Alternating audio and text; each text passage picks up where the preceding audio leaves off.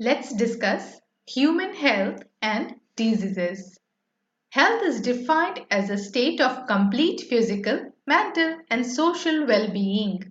The factors which affect human health are genetic disorders, infections, and lifestyle. Balanced diet, personal hygiene, and regular exercise are very important to maintain good health.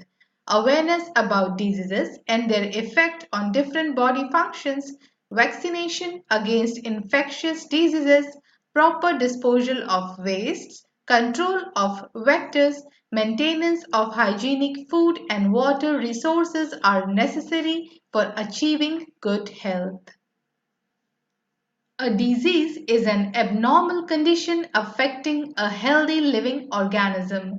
It is broadly divided into infectious and non-infectious.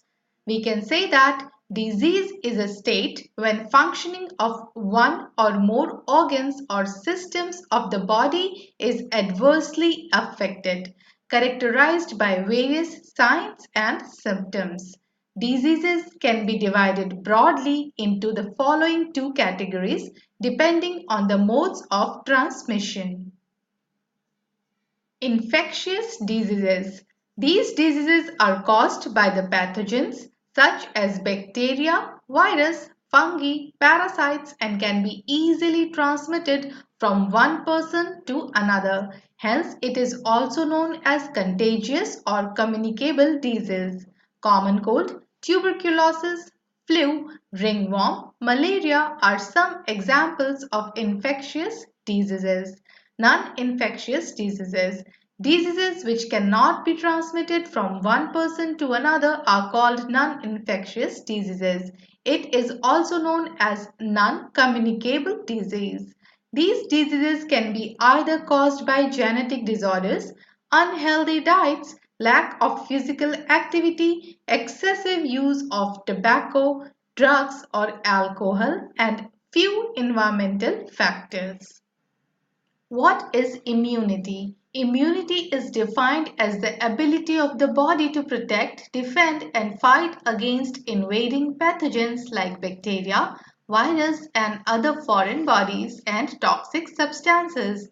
There are two types of immunity: innate immunity and acquired immunity.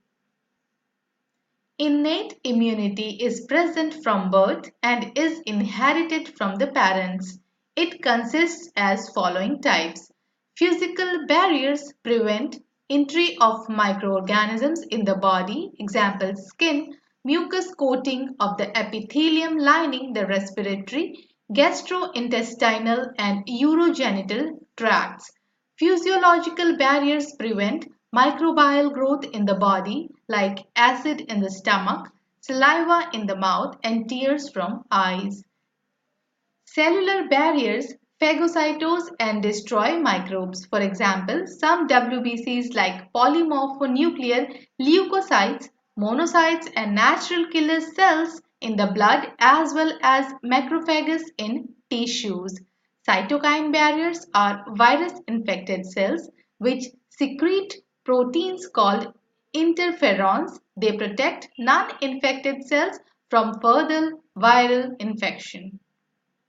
Now, acquired immunity is not present from birth and develops during an individual's lifetime.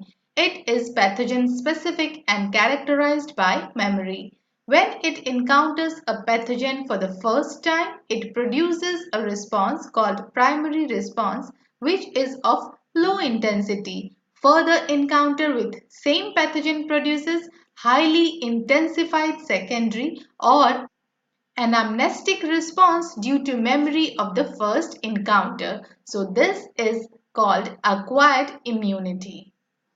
So this was a brief introduction of human health, diseases and immunity. Thank you very much.